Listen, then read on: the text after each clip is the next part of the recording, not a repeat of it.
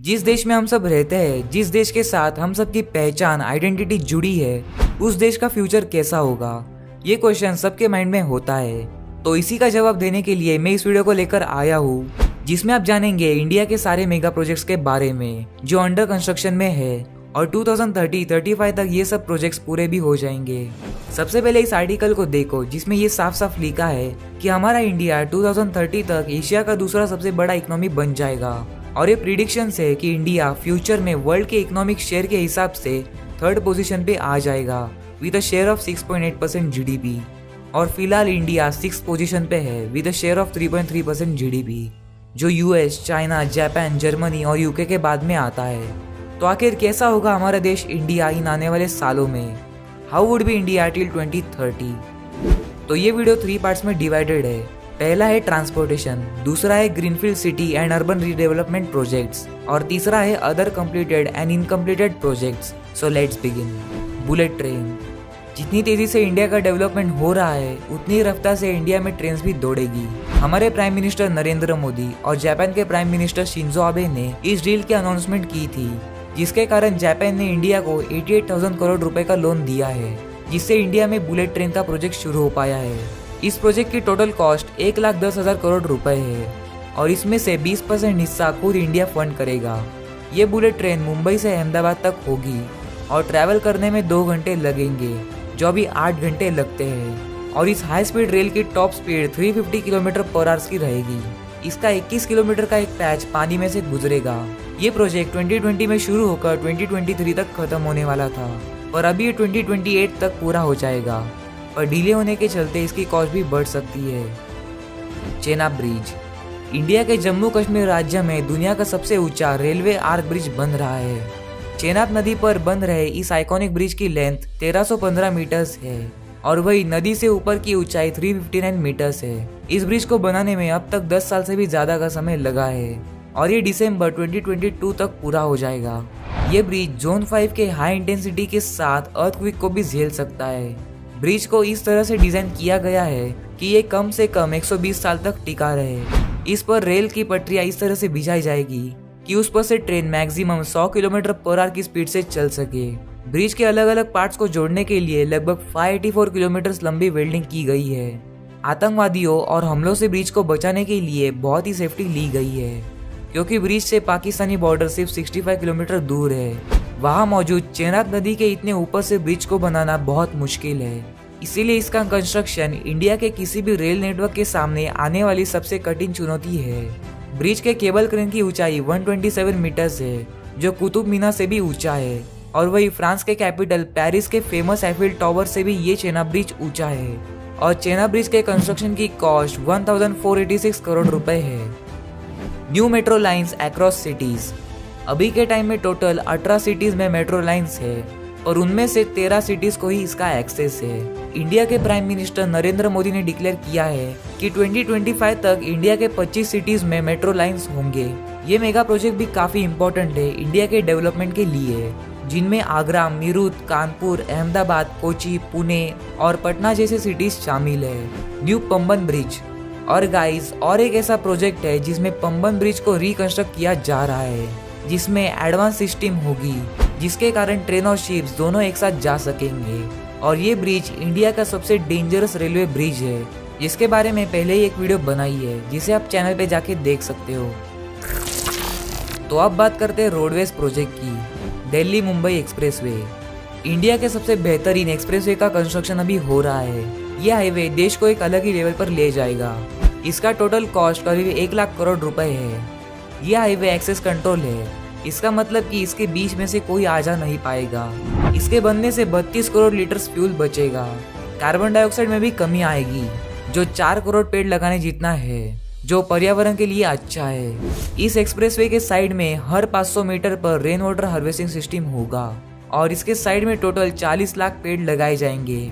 एक हेलीपैड भी बनेगा, जिसके कारण इमरजेंसी में ये बहुत यूजफुल होगा।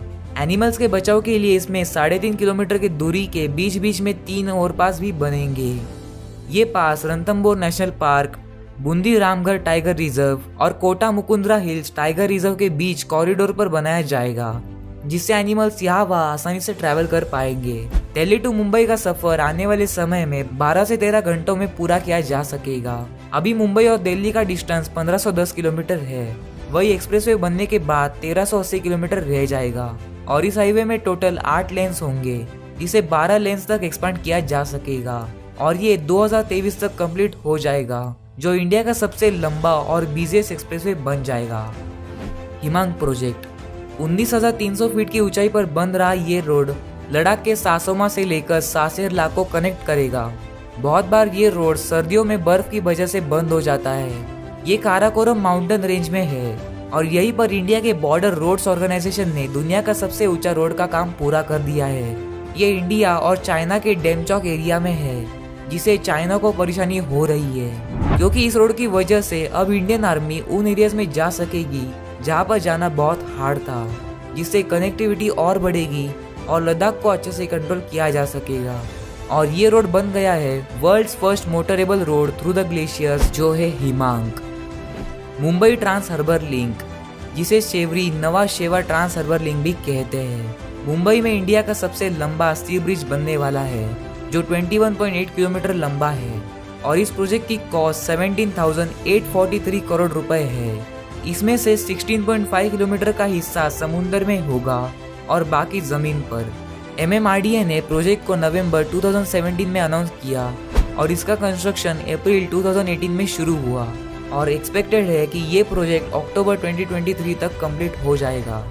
और इसके फीचर्स की बात करें तो इस ट्रांस हार्बर लिंक से बहुत ही कम समय में मुंबई से नवी मुंबई जा पाएंगे और इस सेवरी साउथ मुंबई से थाने क्रीक को क्रॉस करके नॉर्थ में चिरले विलेज नवा शेवा तक बनेगा। इस हाईवे में 6 लेन्स होंगे और ये मुंबई पुणे एक्सप्रेसवे को भी कनेक्ट करेगा। मुंबई कोस्टल रोड, ये कोस्टल रोड 8 लेन्स का होगा। ये रोड मुंबई के वेस्टर्न कोस्ट लाइन को कनेक्ट करेगा, साउथ में मरीन लाइंस और नॉर्थ में कांदीवली तक। इस प्रोजेक्ट की कॉस्ट 12,000 करोड़ रुपए है और यहाँ से हर दिन करीब 1,30,000 गाड़ियाँ जाएगी। इस प्रोजेक्ट की वजह से साउथ मुंबई से वेस्टर्न सबब जाने में 2 घंटों से सिर्फ 40 मिनट का टाइम लगेगा। इसके पहले फेज में 9.98 किलोमीटर वाला सेक्शन बनेगा, जो प्रिंसेस स्ट्रीट फ्लाईओवर से बांद्रा वोरली सी तक होगा और दूसरे फेज में 19.22 किलोमीटर का रोड जो बांद्रा से कांदीवली तक होगा और 9.5 किलोमीटर लंबा वर्सोवा बांद्रा सी लिंक भी होगा। और गाइस, बहुत सारे ऐसे हाईवेज और एक्सप्रेसवे अंडर कंस्ट्रक्शन है, जैसे Bundelkhand expressway, Gorakhpur link expressway, Nagpur Mumbai super communication expressway, Raipur Visakhapatnam expressway, Surat Chennai expressway और ट्रांस हरियाणा एक्सप्रेसवे। तो अब बात करते हैं एयरवेज प्रोजेक्ट की। नोएडा इंटरनेशनल एयरपोर्ट, ये एयरपोर्ट होगा इंडिया का सबसे बड़ा एयरपोर्ट और एशिया का दूसरा सबसे बड़ा एयरपोर्ट। ये एयरपोर्ट नोएडा से 60 किलोमीटर दूर और दिल्ली इंटरनेशनल एयरपोर्ट से 72 किलोमीटर दूर होगा, जो जेवार की गौतम बुद्ध नगर में बनाया जाएगा, जो आता है उत्तर प्रदेश में। इस प्रोजेक्ट की डिजाइन, कंस्ट्रक्शन और ऑपरेशन 2019 में ही शुरू हो गई थी। 5,100 हेक्टर्स में बनाए जाने वाला इसको जेवार इंटरनेशनल एयरपोर्ट भी कहा जाता है, पर इसको ऑफिशियल नाम नोएडा ग्रीनफील्ड इंटरनेशनल एयरपोर्ट रखा है। इस प्रोजेक्ट की पूरी कॉस्ट 5,754 करोड़ से है।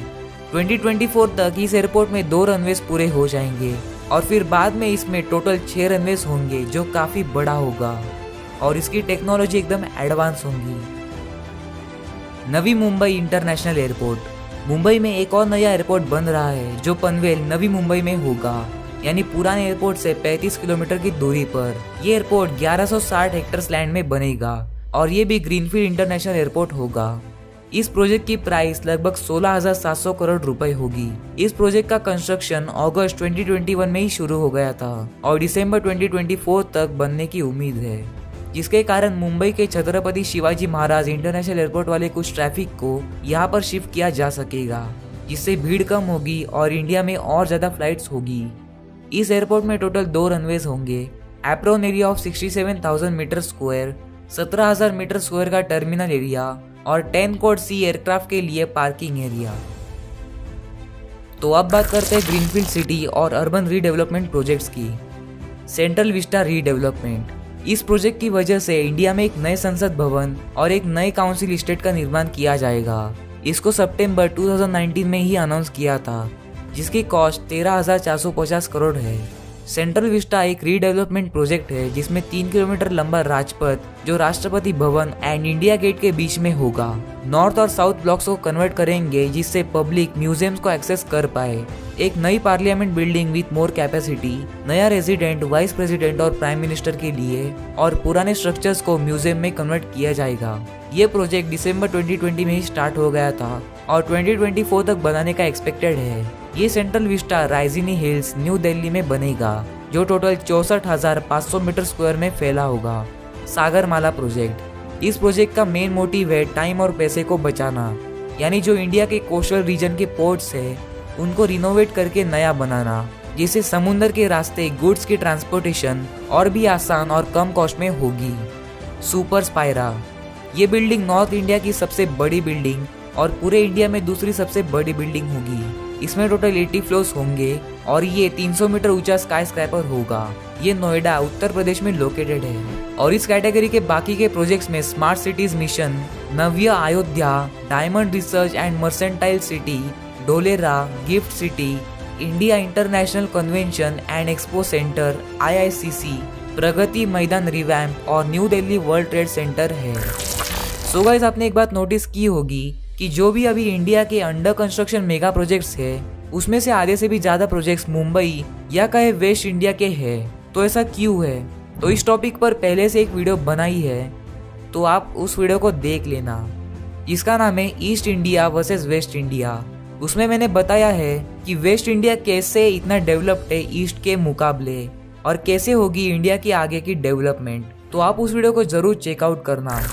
तो अब हम देखते हैं हमारी तीसरे कैटेगरी की, जो है other completed and incompleted projects. तो एरोस्पेस में गंगायान स्पेसक्राफ्ट, मून के लिए चंद्रयान 3 और आदित्य L1 जो सन को स्टडी करने के लिए है। साइंस एंड टेक्नोलॉजी प्रोजेक्ट्स में Bharat net, India based neutrino observatory INO, NavIC और 5GI नेटवर्क है। एनर्जी में Bhadla solar park, Pavagada solar park, Dholera solar park, Gujarat hybrid renewable energy park, ये सब प्रोजेक्ट्स है। रिलीजियस प्रोजेक्ट्स में Ram mandir, Somnath dam, Kashi Vishwanath Dham, Kedarnath temple revamp और वृंदावन चंद्रोदया टेम्पल है। स्पोर्ट्स प्रोजेक्ट में तो अपना नरेंद्र मोदी स्टेडियम है जो दुनिया का सबसे बड़ा स्टेडियम है कैपेसिटी वाइज और ये गुजरात में है। रिक्रिएशनल प्रोजेक्ट्स की बात करें तो उसमें statue of unity, statue of belief और स्टैचू ऑफ इक्वालिटी, ये सब प्रोजेक्ट्स है। तो गाइस, आपको इस टॉपिक पर क्या लगता है? क्या हमारा इंडिया 2030 तक एक मॉडर्न और डेवलप कंट्री बन जाएगा? अपना जवाब कमेंट्स में ज़रूर बताना। सो इस वीडियो में इतना ही। अगर आपको ये वीडियो थोड़ी सी भी इन्फॉर्मेटिव लगी तो लाइक कर दो और फ्रेंड्स के साथ ये वीडियो ज़रूर शेयर करना। एंड अगर आप PD Facts चैनल पे न्यू हो तो सब्सक्राइब कर दो, क्योंकि इस चैनल पर आपको ऐसी बहुत ही अमेजिंग वीडियोस देखने को मिलेगी।